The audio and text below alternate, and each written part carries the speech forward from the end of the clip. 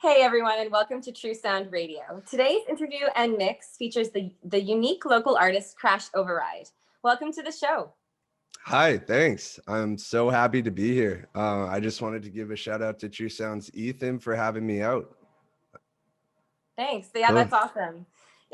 Crash Overide, you're experimenting with some really interesting and original concepts for your brand and challenging the musical experience, quote unquote, we have come to expect. So we're going to talk about that a little in depth. But before we dive into the complicated stuff, why don't you tell us a bit about your musical background and what led you to pursuing a career in the industry? I hear you played instruments in high school. Yeah, so a bit about me. My name's Colton Fawcett, also known as Crash Overide. I'm an audio engineer and music producer, originally from Prince George, but now I'm living in Vancouver.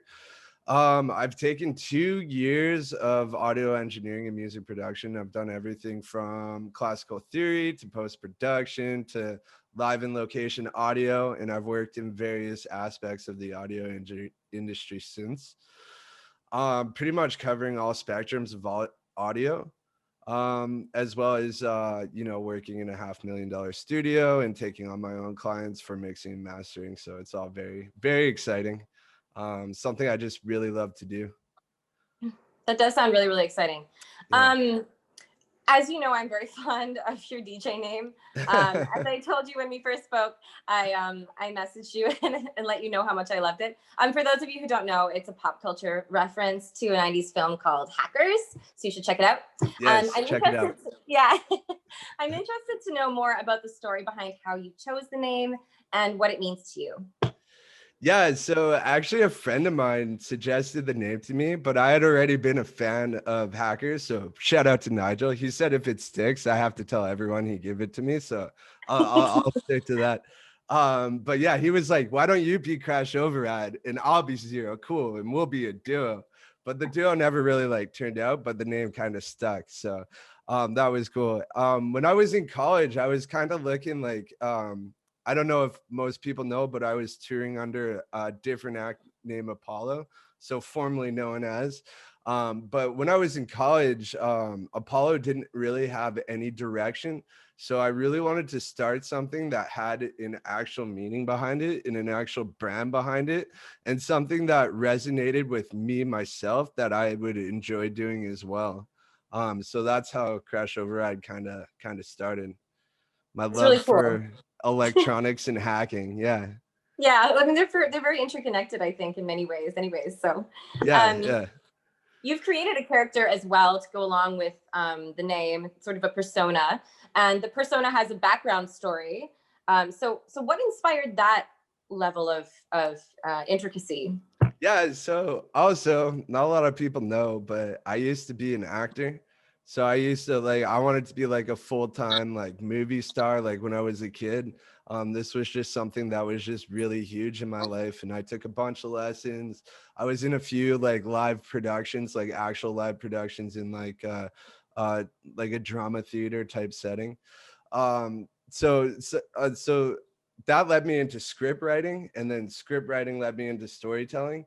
And so I've always had this kind of ongoing story imagination in my past. And I just knew when I started Crash Override that I wanted to, like I said, link to something and have meaning behind it. So I thought I'd not only build this character, but I'd put him in this world of peril and destruction and extinction, much like we're going through now. And through the use of bass music and through the use of sounds, it's kind of empowering and helping them get through this hard time. That's interesting. Are you hoping that connects with your fans, especially during this difficult time? That it's relatable to them. Yeah, so I think everybody kind of has a piece of Crash Override in them. They just don't know it yet, you know what I mean?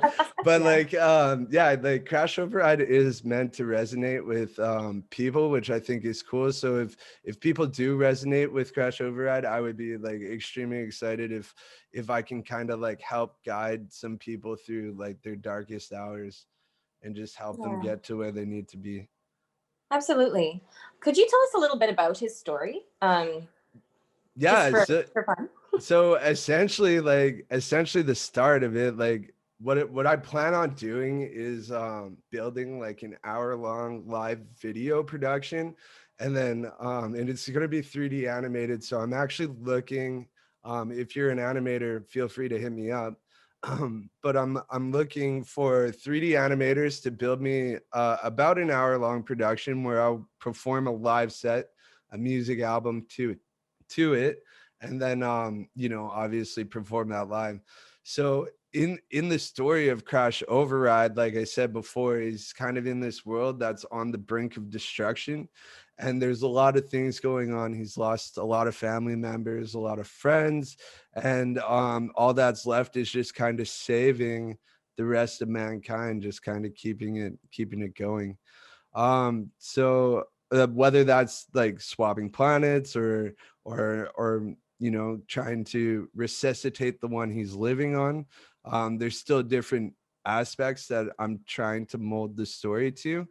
But essentially through like the empowerment of bass music, whenever I go to a live show, I always feel like this almost out of world energy by being like surrounded by a lot of people.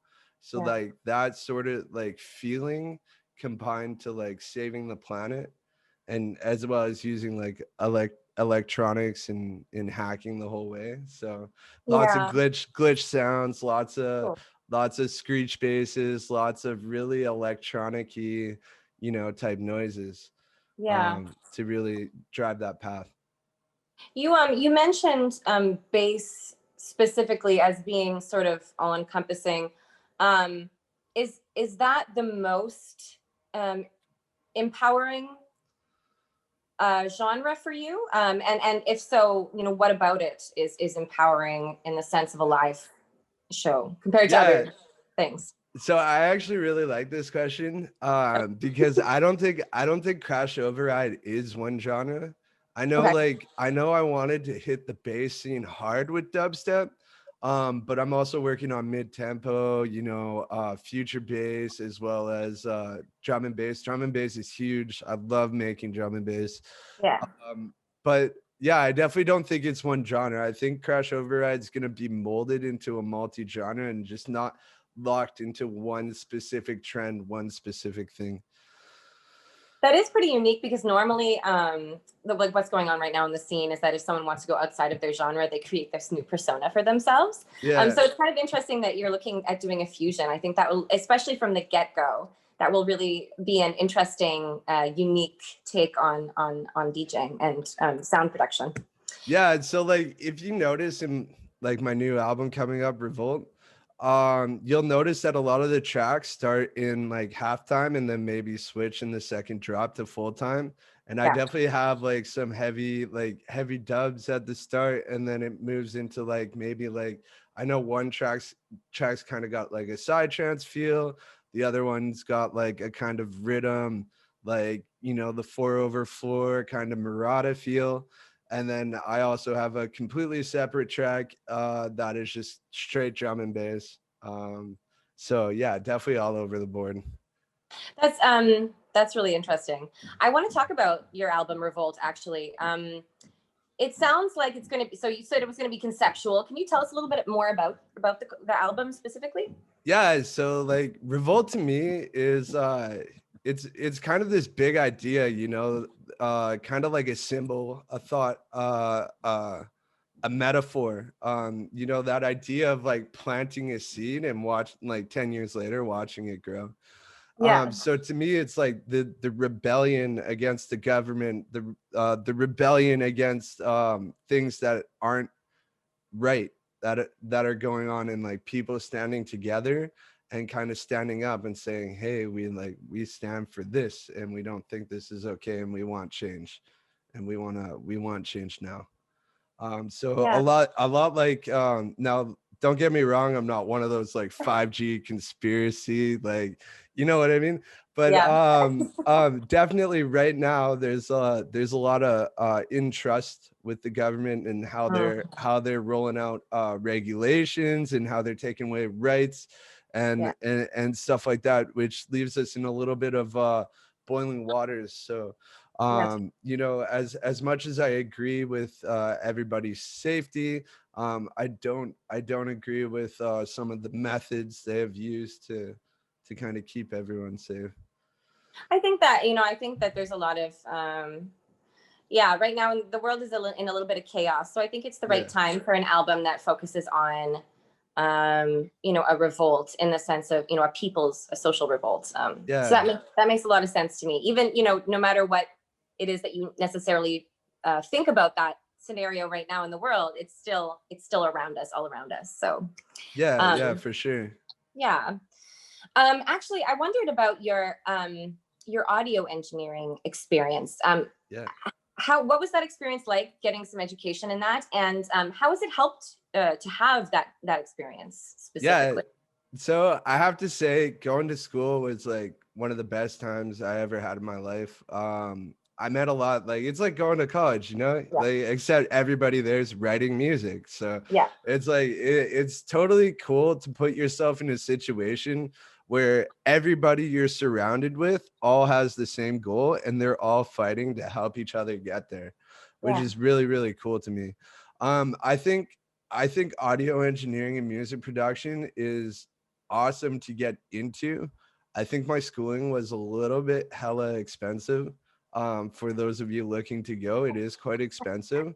But yeah, the trade-off for what you get connections in the industry, you get the validation that you actually know what you're doing instead of, you know, being YouTube trained and always having these never-ending questions of like, am I doing this right? Or why does this sound like shit? How do I make it better?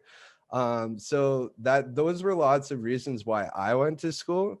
Is just to have like somebody who's accredited there that I could go to and ask the question and get an answer right away.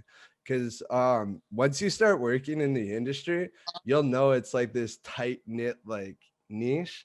And like unless you're making bangers and you're pulling in lots of plays, like people aren't even gonna look at you. And that's just like the sad truth of like yeah. the industry we live in. So which also I'm trying to break that gap. I'm trying to on my Instagram, I try to highlight up and coming artists as well as people below me, like even less plays than me, and people way more plays than me. Like no matter where you were at in the audio industry, I'm always trying to push and encourage that same thought of this is art, and no matter what way you do your art, it's your art. And so whether it's good or bad, it's still art, and I want you to work on it, and I want you to pursue it, and I want you to get where you want to go. Yeah, I think that's a really important message because so much of the industry is competition, and like in life, it's competition in some ways. But it sounds like what you got out of your education is sort of a camaraderie, and more of a collegial like relationship. So Yeah. to me, like that, passing that on, like paying it forward, is a really important step in sort of making this industry a lot more all inclusive and supportive. And so I think that's really inspiring, actually. Yeah, I have to say too, like we had some of the best teachers in school. So one to mention is Chris Holmes. Shout out Chris. He's a really good guy, but he's like a really big mixing and mastering engineer in British Columbia. And the thing about these guys is they're more acoustically trained, so live sound and like recording live bands and stuff like the use of analog gear, which is not much talked about in EDM production. So it was really cool to learn from these guys who knew all the old school techniques of making things sound good Yeah, and making your drums punchy and running it through lots of analog gear and all that stuff. I think it was that alone was kind of worth the money. absolutely. It sounds like So it was for sure. So speaking of when you write a track, what are some of the goals that you have for yourself when you're sitting down to write a track or create a soundscape? yeah, so this one's actually kind of funny because like whenever I start a track, like normally I got a lot of stuff going on in here, Right. and the best of my music comes when I'm like super stressed out and super put on the spot, and I just want to get it out, and I just want to like put it in the music. So I have to say, like, a lot of the times I make music with no direction, Okay. and I can contest to this because I have thousands of unfinished projects, which I'm sure like this is something like most producers go through. But realistically, I just have no goals. I just start, and and I feel it out the whole way. I just I listen. I'm like, that's it. Either sounds good or it sounds bad, and I take it out, put stuff in, just around that basis. So you build a base and you build around sort of like an inverted pyramid. Yeah. I'm a very like, if you notice, I'm a very backwards working person. I guess I have like I feel like I have borderline ADHD because I just have like a short attention span. So maybe I'll start with drums and then I'll get into like a really cool bass sound design, and that'll lead me into like, okay, this needs like some chords at the start. So I'm like very all over the place. But a lot of times I do just start with the drums and just get like a pattern down, something to like kind of groove to, and then build it out from there, build it up from there. That makes sense. Drums are Yeah. like the base of a track, and they're important in electronic dance Yeah. music, depending on what genre you're in. But yeah, that makes sense to me. Yeah. Um, moving in a different direction, I'm wondering, what boxes you're hoping to tick off in the next year as an artist. Now that things are sort of warming up a little bit in the industry, what would you most like to accomplish? Yeah, so I mean, this year already, I've slammed out quite a few goals, which every year in January, somewhere between the 1st and 15th, I have like this big whiteboard and I wipe off all my goals and write new ones for the year. Some like might be year-long goals, or some might be ones that I can get done in a few days just to make myself like feel better about getting goals done and kind of ramping up this idea that we got goals all year that we got to get done. We got shit to do, right? Yeah. So this year I've smashed out quite a few of my goals. One of the goals this year I want to do is get to 1K on SoundCloud.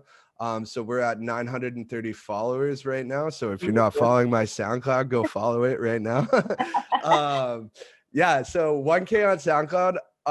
The other one was to release on a label, which may or may not be already finished, so I can't talk too much about that. But yeah, there's big news for Crash Overide coming up, which I'm super excited about. The next biggest one would obviously be touring act. So being on tour has always been something that's been like a huge goal in my life, and like if one day I can get to that point, I would feel like almost like I've hit success. No matter if I'm like not making any money, just being on the road, being with friends, playing show by show by show, I would just feel like, yeah, very successful. So you've actually been planning this tour for a while. It's like hypothetically speaking. Yeah. So what do you want fans to be able to experience? What can they expect from Yeah. a live So, show from you? yeah. Hypothetically speaking. Yeah. So, like, the biggest thing, and don't get me wrong, like, with everything going on, I want to do it safely. That's the big, whether you're vaxxed or not, I just hope like everybody there could have a really safe time. So that's like number one priority. Like, I don't know if anybody's noticed, but I have not taken any shows. I have not played any shows. I haven't gone to any big gatherings or anything like that. I'm a person. I've had a few friends over, in my circle. We've all like maybe had a few beers, had a barbecue, but nothing too Yeah. crazy. Everybody needs to get out. Um, but essentially, like if you come to a Crash Override show, there's gonna be like heavy bass music, um, big lights, big visuals, and most of all, like a story. Like, I want everybody there to be a part of it, and it's just something special to me, and something I would love to have resonate with the rest of the people around me. Yeah, that sounds like a really exciting experience. Honestly, I look forward to the time that you play a live show so we can come watch you. Yeah. What do you Thanks. miss the most about live events? Yeah, so I guess the biggest one was just being around all the people, you know, going out and networking. One of the biggest things is just I just enjoy like all the fun and all the laughs that we Yeah. would have while we're out and about, you know. Normally just getting a little bit too drunk, I guess, and wandering the streets afterwards, you know, stuff like that. Um yeah, live shows to me, like there's something special about it. I really tried to go out and stay for not only like the headlining acts, but like the up and comer openers and stuff like Me that. too. Me too. And yeah, I just think the headliners, they've been DJing for so long, like it might just be another show for them. But these guys that are opening for them, they're the ones who try the hardest, right? Yeah. And so it's so cool to like kind of see their act too, and then as well as listening to their music and kind of deciphering it, and trying to figure out how they made these sick bass lines or these cool chords or leads, melodies and stuff like that. And I just leave, like, especially like if I go see Skrillex or like Excision, like some of the bigger influencers in my life, um I leave that show and I come home and I start writing music, and I just get way into it because I'm so excited and so stoked on what I just heard. That's really interesting because like a lot of the time for me, whenever I go to a show, I always go early, like really early. And I normally I like the openers sometimes better. Well, it depends on the show. But sometimes I like the openers but more they're more interesting to me than the headliners. And so that's always been sort of a thing that's inspired me to go early. So it's nice to hear that someone else does the same thing. Yeah. um Yeah, but you I mean, yeah, if you have a chance, like show your headliners some love. They're normally just like locals, right? And they're all yeah, out here grinding. We're all trying to, pay rent. We're all trying to eat food. sure. So, and some other local openers, they all have mouths to feed. You know, they got kids Yeah. and stuff, newborns and stuff like that. So it's really nice if you got a little bit of extra cash, just think about those people who are grinding in the music industry. Yeah, no, Yeah. absolutely. That's a good point. Um, you mentioned some of your inspirations. I just wanted to finish up the show a little bit with talking about that. So, who are Yeah. some of your inspirations, and how did they influence you? Yeah. So yeah, I guess like most people know the biggest one, and you can see it on the flag in the I can background. see it. Yeah. Yeah. Yeah. So Excision has always inspired me back in the early bass days. And I just kind of followed his path to like he was already big when I was following him, but he's definitely way bigger now than he ever was before, which is really awesome. I mean, Jeff's just grinded so hard. So out of everyone in the scene, I definitely feel like he's one of the hardest working producers out there. Second to him would definitely be Downlink. So I don't know if most of you guys know, but Downlink's actually from Prince George, which is where I'm from. So he's got family and stuff there. And a buddy of mine, Russell, actually grew up with like his family. And so through kind of watching him produce, Russell got into producing, and then Russell actually kind of got me into producing. Okay. Yeah, so that's kind of Through how the it all chain of started. production. Yeah. So yeah, Russell goes by Jubnar. Shout out to Jubnar. Check him out on socials. He makes really insane bass music. He's got to put more stuff out though. He games a lot, so So just to finish up the show, I'm wondering if you want to say anything to your fans, to anyone you'd like to thank.